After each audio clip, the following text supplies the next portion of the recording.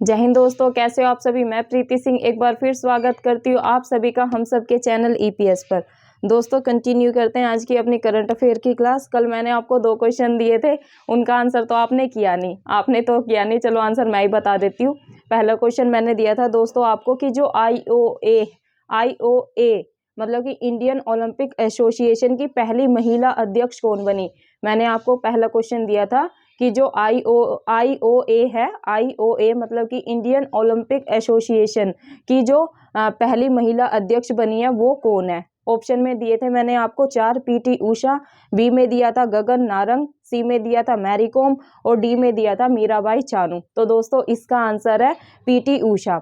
जो अपना ये ओलंपिक है, ओलंपिक मतलब कि इंडियन ओलंपिक एसोसिएशन, इसकी पहली बार मतलब भारत में पहली बार ऐसा हुआ है कि पहली बार आईओए मतलब कि इंडियन ओलंपिक एसोसिएशन की पहली बार महिला अध्यक्ष बनी है, वो बनी है पीटी उषा। दोस्तों इसको आपको एकदम माइंड में बैठा लेना है।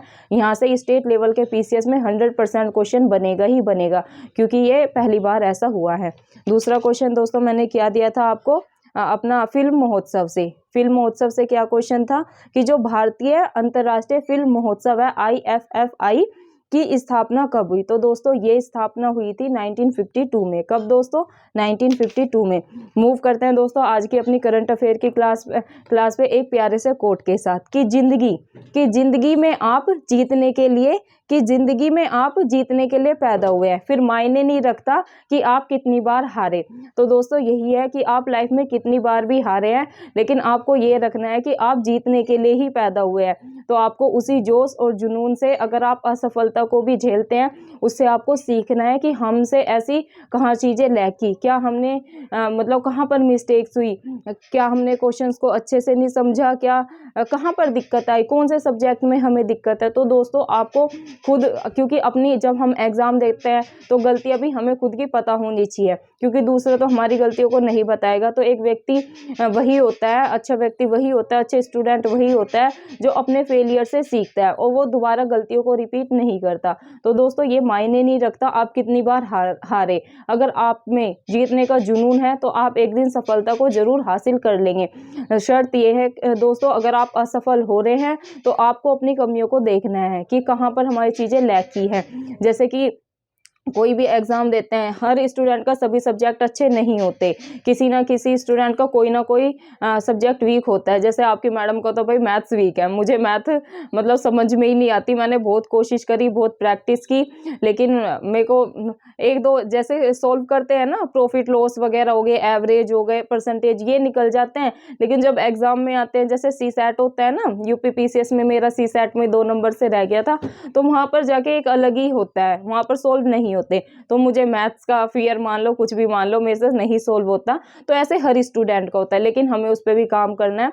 अगर जैसे सी सेट में है तो हमें पासिंग मार्क्स चाहिए, 100 नंबर के क्वेश्चन आते हैं, मतलब 100 क्वेश्चन आते हैं, उसमें से हमें 33% करना होता है। तो दोस्तों अगर आपसे मैथ नहीं हो रहा है, प्रैक्टिस करें। मैं तो यही कहूँगी, प्रैक्टिस ह्यूमन परफेक्ट मेक्स, ऐसे बोलते हैं, प्रैक्टिस मेक्स मैन परफेक्ट। तो मैन नहीं, क्योंकि मैन कोई परफेक्ट नहीं बनाता। मैंने अपना क्रिएट किया है कि प्रैक्टिस मेक्स ह्यूमन परफेक्ट। जो प्रैक्टिस होता है वो किसी भी व्यक्ति को परफेक्ट बना देता है। तो दोस्तों आप प्रैक्टिस के माध्यम से उस चीज़ को इम्प्रूव कर सकते हैं। अब दोस्तों यही है, अगर आप असफल हो रहे हैं तो आपको विचार करना है कौन सा सब्जेक्ट आपका वीक है। तो जो आपके स्ट्रोंग है उनकी रिवीजन करना है, स्ट्रोंग सब्जेक्ट की, और जो आपके वीक सब्जेक्ट है दोस्तों उनकी प्रैक्टिस करना है, उन पर आपको ज़्यादा समय देना है।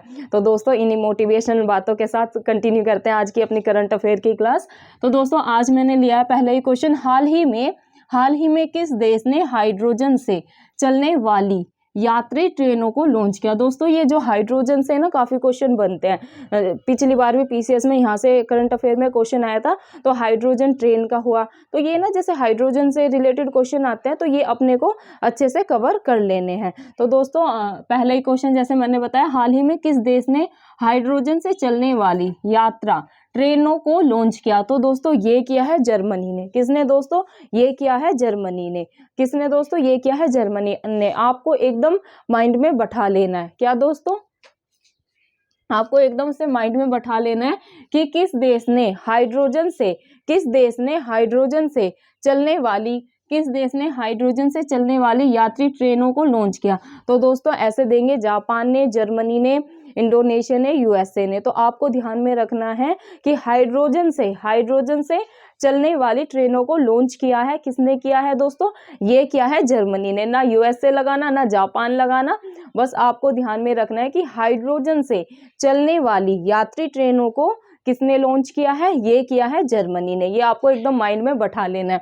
मूव करते हैं दोस्तों नेक्स्ट क्वेश्चन पे, जो कि है हाल ही में 65वें राष्ट्रमंडल, हाल ही में 65 मतलब कि 65वें राष्ट्रमंडल संसदीय सम्मेलन का आयोजन हुआ। ये कहाँ पर हुआ? आपको दोस्तों की पॉइंट क्या है यहाँ पर है 65वां राष्ट्रमंडल संसदीय सम्मेलन। क्या दोस्तों? 65वां राष्ट्रमंडल संसदीय सम्मेलन का यहाँ पर पूछा है कि आयोजन कहाँ हुआ? तो दोस्तों आपको ऑप्शन में देंगे यूएसए में हुआ, कनाडा में हुआ, जर्मनी में हुआ, जापान में हुआ। तो दोस्तों आपको ध्यान में रखना है राष्ट्रमंडल सम्मेलन, एक तो आपको इस पे फोकस करना है कि राष्ट्रमंडल संसदीय सम्मेलन। अब ये तो यहाँ ऐसे भी पूछेंगे कि भाई कहाँ पर हुआ, इसका आयोजन कहाँ पर हुआ, तो आपको लगाना है कनाडा में। कहा दोस्तों? कनाडा भी हो जाता है, हम जैसे वो बोलते हैं पंजाब में भी बोलते हैं कनाडा, ठीक है। तो आपको कनाडा है एक ही।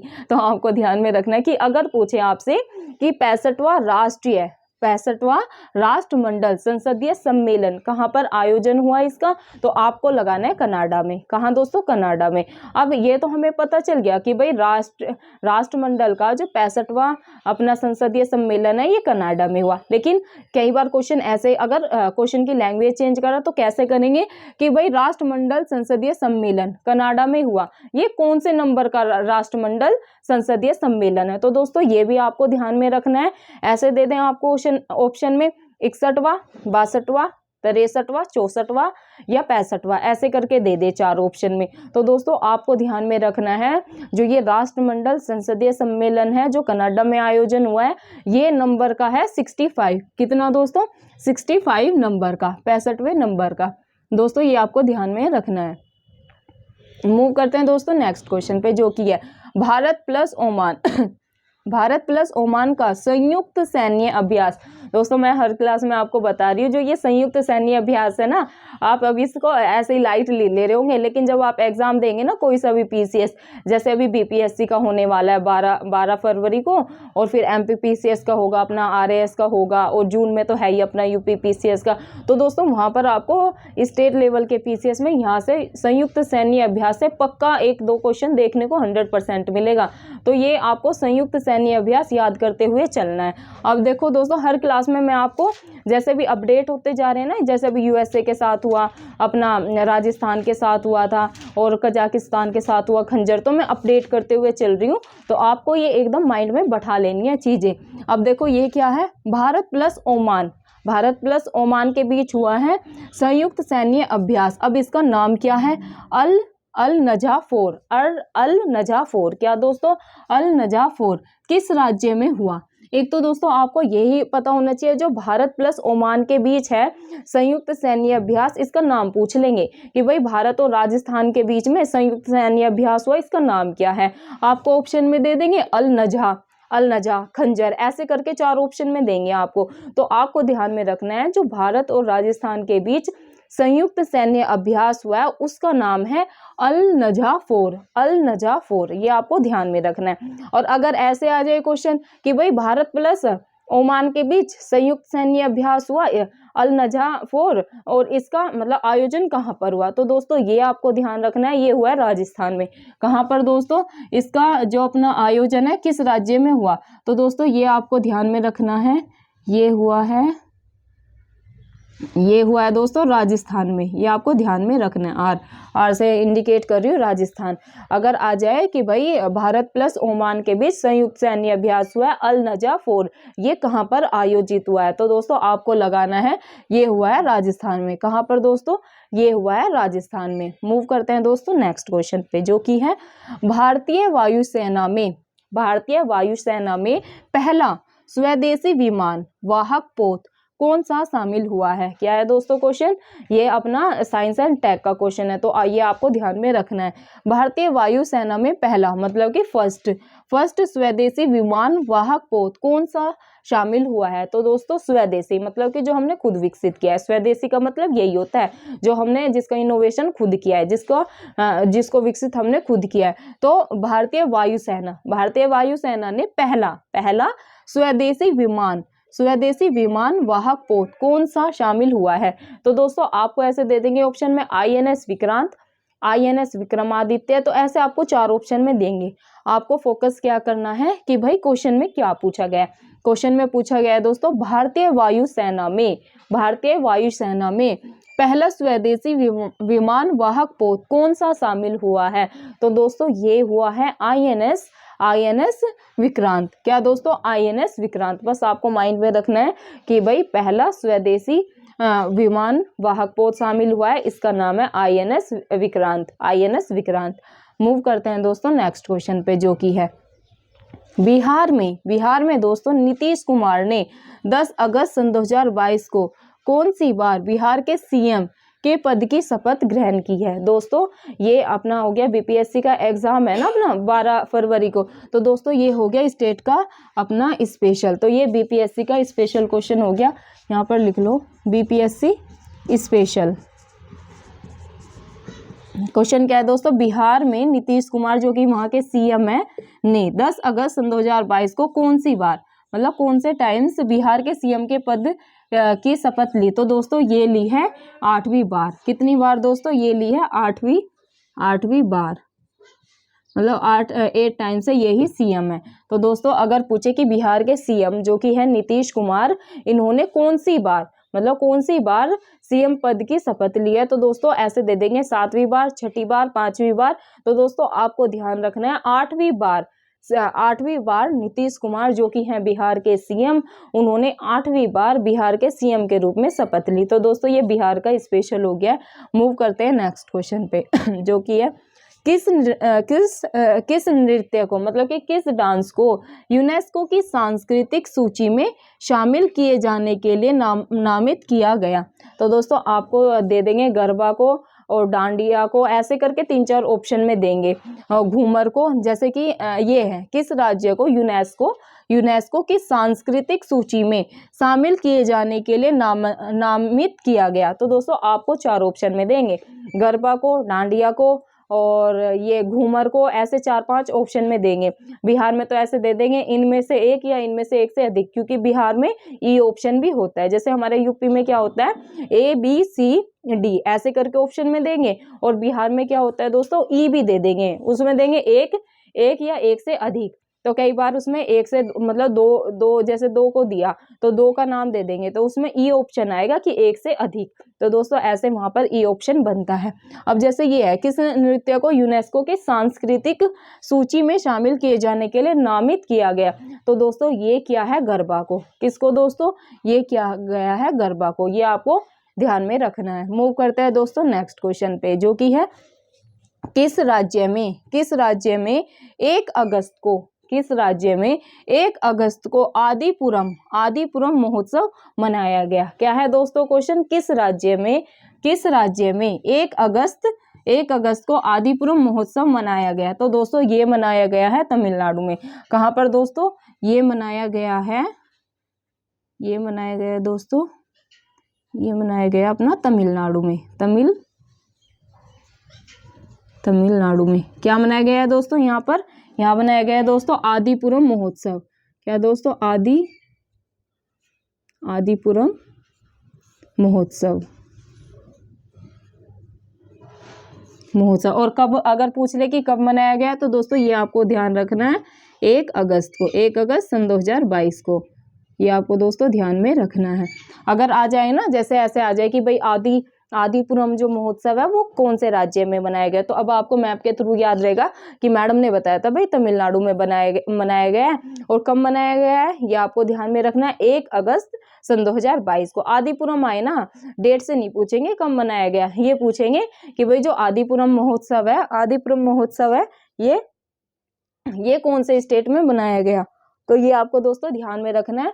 जो आदिपुरम महोत्सव है ये तमिलनाडु में मनाया गया, तमिलनाडु स्टेट में मनाया गया, ये आपको एकदम माइंड में बैठा लेना है। ये जो दोस्तों महोत्सव होते हैं ना, यहाँ से क्वेश्चन बनते हैं, जैसे चापचार महोत्सव हो गया और भी काफी महोत्सव है, मैं आपको अपडेट करती हुई चल रही हूँ। तो ये महोत्सव बहुत ही ज्यादा महत्वपूर्ण है और जो चर्चा में है वो तो आने ही आने हैं। अब दोस्तों मूव करते हैं नेक्स्ट क्वेश्चन पे, जो कि है विश्व पर्यावरण संरक्षण दिवस कब मनाया जाता है? क्या दोस्तों, विश्व पर्यावरण संरक्षण दिवस कब मनाया जाता है? तो ये दोस्तों आपको ध्यान में रखना है 26 नवंबर को। अगर आ जाए विश्व मतलब कि वर्ल्ड का जो पर्यावरण संरक्षण दिवस है वो कब मनाया जाता है? ऑप्शन में दे दें आपको, 21 नवंबर को, 22 नवंबर को, 23 नवंबर को, 26 नवंबर को। तो दोस्तों आपको ध्यान रखना है कि जो विश्व पर्यावरण दिवस है वो कब मनाया जाता है? ये मनाया जाता है दोस्तों 26 नवंबर को। अब 26 नवंबर को और क्या क्या मनाया जाता है वो भी जान लेते हैं दोस्तों। 26 नवंबर को मनाया जाता है भारतीय संविधान दिवस। क्या दोस्तों? भारतीय संविधान दिवस। और दूसरी चीज क्या मनाया जाता है दोस्तों? राष्ट्रीय दुग्ध दिवस, मतलब नेशनल मिल्क डे भी। 3 चीज याद रखो कि अगर आ जाए कि विश्व पर्यावरण दिवस कब मनाया जाता है तो ये भी 26 नवंबर को। अब मैं लिख ही देती हूँ, अगर 26 नवंबर का आपको 26 नवंबर माइंड में रखना है। इस दिन दोस्तों 3 दिवस मनाए जाते हैं। पहला संविधान दिवस, क्या दोस्तों? संविधान दिवस, भारतीय संविधान दिवस, ठीक है, संविधान दिवस आपको ध्यान में रखना है। दूसरा दोस्तों मनाया जाता है राष्ट्रीय दुग्ध दिवस, ये आपको ध्यान रखना है। थर्ड क्या मनाया जाता है अपना? ये अपना विश्व पर्यावरण संरक्षण दिवस, विश्व पर्यावरण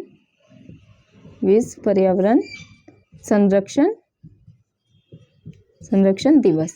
तो दोस्तों 26 नवंबर के बारे में ये 3 चीजें आपको ध्यान में रखनी है। क्या पता एग्जाम में इनमें से कौन सा क्वेश्चन आपसे पूछ ले। ये तीनों चीजें, एक तो 26 नवंबर को भारतीय संविधान दिवस, दूसरा नेशनल मिल्क डे मतलब कि राष्ट्रीय दुग्ध दिवस, थर्ड विश्व पर्यावरण संरक्षण दिवस। तो दोस्तों ये आपको ध्यान में रखना है। अब दोस्तों इसके बारे में, जो विश्व पर्यावरण संरक्षण दिवस है, इसके बारे में और फैक्ट्स जान लेते हैं। अब दोस्तों इसकी शुरुआत कब से हुई? जो ये विश्व पर्यावरण संरक्षण दिवस है, आखिरकार इसकी शुरुआत कब से हुई, मतलब ये कब से मनाया जाता है? तो दोस्तों इसकी शुरुआत की, पहले तो यही जान लेते हैं कि जो भाई विश्व पर्यावरण संरक्षण दिवस है, इसकी शुरुआत आखिरकार की किसने? तो दोस्तों ये आपको ध्यान में रखना है, संयुक्त राष्ट्र ने इसकी शुरुआत की। जो विश्व पर्यावरण संरक्षण दिवस मनाया जाता है ना 26 नवंबर को, इसकी शुरुआत किसने की थी? संयुक्त राष्ट्र ने। ये आपको ध्यान में रखना है। अब दोस्तों इसकी शुरुआत कब की गई? अगर ऐसे आ जाए विश्व पर्यावरण संरक्षण दिवस की शुरुआत कब से की गई, तो दोस्तों ये आपको ध्यान में रखना है 1992, मतलब कि 1992। क्या दोस्तों? 1992 में। मूव करते हैं दोस्तों नेक्स्ट क्वेश्चन पे, जो कि है बिहार के पहले जिले का नाम बताइए जिसका कलेक्ट्रेट ऑफिस पेपरलेस बन गया है। दोस्तों ये अपना बीपीएससी का स्पेशल हो गया, क्योंकि 12 जून को एग्जाम है और मेरे 12 जून मेरे को ऐसे ही रहता है कि जून में यूपीपीसीएस का होता है ना, तो वही माइंड में रहता है। 12 जो फरवरी आ रही है ना, 12 फरवरी को बीपीएससी का एग्जाम है। तो दोस्तों मेरे साथ बहुत सारे फ्रेंड्स, बहुत सारे स्टूडेंट बीपीएससी के जुड़े हुए हैं, तो वो टेंशन ना ले। जैसे आज मैंने 2 क्वेश्चन बीपीएससी के स्पेशल के लिए, अभी दोस्तों मैं ऐसे और ज्यादा इनकी संख्या बढ़ा दूंगी, ज्यादा हम बीपीएससी के क्वेश्चन पे फोकस करेंगे, क्योंकि अभी जो अपने ये यूपीपीसीएस का एग्जाम है और बाकी पीसीएस है, इनकी तो अभी डेट अनाउंस नहीं हुई है ना। जैसे यूपीपीसीएस का तो स्पेशल पता ही होता है अपने को, जून में ही होगा एग्जाम, तो कैलेंडर भी जारी हो जाएगा। तो इसकी तैयारी तो हम कर ही रहे हैं करंट के, और बाकी भी वार्षिक इलाके या मंथली करंट अफेयर कवर कर लेंगे। लेकिन अभी क्या है अपना, हाल ही में पीसीएस, अभी है बीपीएससी का। तो दोस्तों मैं बीपीएससी की भी अलग से, आप बोलेंगे तो अलग से क्लास स्पेशल की करा दूंगी कि भाई 15-20 मिनट की क्लास, जैसे वहाँ के स्पेशल जितनी भी चीजें हैं, राजनीतिक, आर्थिक और भौगोलिक परिदृश्य क्या है, और ये अपना जो करंट से रिलेट करके क्वेश्चन बनते हैं वो करा दूंगी। तो जैसे आप कमेंट करेंगे कि आपको बीपीएससी स्पेशल के लिए अलग से मतलब मुझसे क्लास करानी है, मुझसे पढ़ना है, तो मैं वो भी करा दूंगी। अगर आपको ये पैटर्न सही लग रहा है कि भाई और स्टेट लेवल पीसीएस भी कवर हो रहे हैं और बाकी जैसे स्पेशल आते हैं ना क्वेश्चन बिहार में, तो वो भी हम करते हुए चल रहे हैं। जैसे अभी मैंने एक क्वेश्चन ऊपर कराया था बिहार का, एक मैं ये करा रही हूँ। बिहार के ऐसे पहले जिले का नाम बताइए। बिहार का ऐसा जिला कौन सा है जिसका कलेक्ट्रेट ऑफिस, जो कलेक्ट्रेट ऑफिस होता है वो पेपरलेस बन गया, मतलब वहां पर पेपर पे वर्क नहीं होगा। पेपरलेस का मतलब यही होता है कि इसमें पूछा गया है बिहार का ऐसा कौन सा जिला है, मतलब कौन सा जिला है जहां पर कलेक्ट्रेट ऑफिस में, जो कलेक्ट्रेट ऑफिस होते हैं वहां पर पेपर पे काम नहीं होगा, पेपरलेस जिला बन गया है। तो दोस्तों ये आपको ध्यान में रखना है, ये है सहरसा। क्या कौन सा जिला है दोस्तों, ये है सहरसा। क्या दोस्तों, सहरसा, ये आपको ध्यान में रखना है। मूव करते हैं दोस्तों आज के लास्ट क्वेश्चन पे, जो कि है हाल ही में इसरो ने पृथ्वी के अवलोकन उपग्रह ले जाने के लिए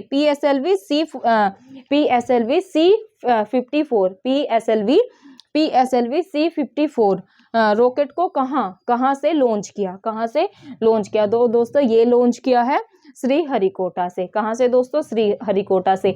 एक बार क्वेश्चन को और रिपीट कर रही हूँ दोस्तों, ये है अपना साइंस एंड टेक का क्वेश्चन। क्या दोस्तों, ये है अपना साइंस एंड टेक का क्वेश्चन। क्योंकि आपको पता है दोस्तों, जो जैसे स्टेट लेवल के PCS होते हैं ना, मैं आपको हमेशा बोलती हूँ कि भाई 35 से 40 क्वेश्चन आते हैं वहां पर। तो दोस्तों ऐसे ही बनते हैं। अब देखो ये करंट में करके पूछा है, ये जो साइंस एंड टेक हो गया, इन्वायरमेंट हो गया, और ये अपना इकोनॉमी हो गया। दोस्तों ये ऐसे अपने सब्जेक्ट होते हैं, यहाँ पर करंट से रिलेट करके ही क्वेश्चन पूछते हैं। तो इसलिए जो मैं करंट अफेयर की संख्या बताती हूँ स्टेट लेवल के PCS में, जैसे UP PCS है दोस्तों, वहां पर 35 से 40 क्वेश्चन करंट अफेयर से ही आते हैं। तो जैसे ये अपना साइंस एंड टेक का क्वेश्चन है अब, क्योंकि ये क्या है, हाल ही में इसरो ने पृथ्वी अवलोकन उपग्रह को, हाल ही में जो इसरो है अपना ने पृथ्वी अवलोकन उपग्रह ले जाने के लिए PSLV कौन से रॉकेट को लॉन्च किया है, PSLV C54 रॉकेट को कहां से लॉन्च किया। तो दोस्तों ये किया है श्रीहरिकोटा से। तो दोस्तों ये थी आज की करंट अफेयर की क्लास। आई होप आप सभी स्टूडेंट को मेरे करंट अफेयर की, और जो मैं अपना GS सेकंड इंडियन पॉलिटी करा रही हूँ आपको, उन क्लासेस से काफ़ी मदद मिल रही होगी। दोस्तों क्या करना है आपको चैनल को सब्सक्राइब कर लेना है, ताकि जब भी मैं अपनी वीडियो मतलब शूट करके डालूँ, सबसे पहले मेरे स्टूडेंट के पास मेरी वीडियो पहुँचे और अब वो अपनी तैयारी अच्छे से करते जाएं और रिवीजन करते जाएं। और दोस्तों सेकंड आपको क्या करना है, प्लीज़ वीडियो को लास्ट तक देखा करो। आपको वीडियो को पूरी देखना है। अगर आप स्किप करके वीडियो को देखेंगे तो दोस्तों आपको कोई लाभ प्राप्त नहीं होगा, और चीज़ें माइंड से बहुत जल्दी स्किप होंगी और समझ में ही नहीं आएगा। अगर आप मेरी 4-5 मिनट की क्लास देख रहे हैं, ये मुझे बताओ उससे आपको क्या लाभ प्राप्त होगा। लाभ प्राप्त तो तभी होगा जब आप लास्ट तक देखेंगे। अब दोस्तों आपको पता है मैडम के पास बोर्ड की लिमिटेशन है, जितने क्वेश्चन आते हैं मैं कराती हूँ, लेकिन जितना ओरली भी तो आपको बताती हूँ। इसलिए दोस्तों मैं हमेशा बोलती हूँ मेरी कक्षा में आपको पेन पेपर लेकर बैठना है, चीज़ों को नोट करते हुए चलना है। तो दोस्तों चाहे वो अपना BPSC का एग्जाम हो, फरवरी तक दोस्तों ऑलमोस्ट हम अपने ये जो अपना BPSC का एग्जाम होने वाला है ना, इसकी भी स्पेशल चीज़ खत्म कर देंगे। वो टेंशन लेने की ज़रूरत नहीं है। काफ़ी मेरे स्टूडेंट डिमांड कर रहे हैं कि मैम आप BPSC स्पेशल का भी करंट अफेयर करा दे, तो वो क्लासेस में मैं दोस्तों जल्दी आपकी शुरू करवा दूंगी। तो चिंता नहीं करना, आपको घबराना नहीं है। फरवरी अभी दिसंबर है, जनवरी है, अपने पास सारी चीज़ें अपना कवर हो जाएंगी, तो टेंशन लेने की ज़रूरत नहीं है। आपको दोस्तों सारी क्लासेस देखनी है मेरी करंट अफेयर के। दोस्तों आज ये मेरा 28 नंबर का लेक्चर है, प्लेलिस्ट में सारी क्लासेस डाल रखी है, ये वाली शूट करके अपलोड करके ये भी डाल दूंगी। तो आपको सारी करंट अफेयर की क्लास देखना है दोस्तों। आपको करंट अफेयर में काफ़ी हेल्प होगी BPSC के एग्जाम में, और आपको जो चीज़ें याद नहीं है वो साथ साथ नोट करते हुए चलना है। सेकंड दोस्तों आपको पॉलिटी अगर तैयार करनी है तो पॉलिटी भी आप मेरे GS सेकंड, जो कि है भारतीय राज्य व्यवस्था, उसके भी क्लासेस देख सकते हैं। 24-25 लेक्चर ऑलरेडी उसके भी दोस्तों कवर हो चुके हैं। आज मैं उसके और क्लासेस शूट करके डालूंगी, तो वो भी आपको देखनी है। और दोस्तों रिक्वेस्ट आपसे प्लीज़ हाथ जोड़ के यही निवेदन करूंगी, आपको ज़्यादा से ज़्यादा वीडियो को शेयर करना है, ताकि दोस्तों हम सभी स्टूडेंट जो अपने किसी गवर्नमेंट एग्ज़ाम की या IAS UPSC या फिर स्टेट लेवल की, मेनली है स्टेट PCS दोस्तों, अपने जैसे BPSC के बच्चे जुड़े हुए हैं अपने साथ, RS वाले जुड़े हुए हैं, और अपना UP PCS वाले बहुत सारे बच्चे जुड़े हुए हैं। तो दोस्तों हम उन सब की मदद कर पाए। तो दोस्तों फिर, और डिस्क्रिप्शन में मैं अपना टेलीग्राम लिंक डाल दूंगी, शाम तक दोस्तों आपको सारी PDF मिल जाएगी। तो उसके लिए घबराने की ज़रूरत नहीं है, आप अपनी रिविज़न कर सकते हैं।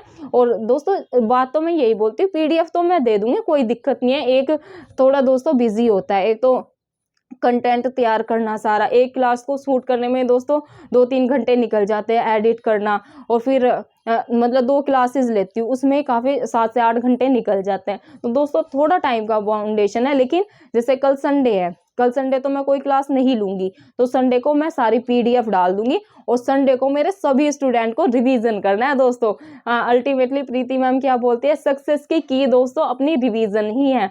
बेशक आप लिमिटेड पढ़े, लेकिन आपको मल्टीपल मतलब बहुत बार रिवीजन करना है। अगर आप ऐसे ही रिवीजन करते हुए जाएंगे तो दोस्तों आपकी सक्सेस को कोई नहीं रोक सकता, आप एक दिन सक्सेस को जरूर अचीव करेंगे। तो दोस्तों फिर मिलते हैं आपको नेक्स्ट अपनी जीएस सेकंड की क्लास में। जय हिंद, जय भारत।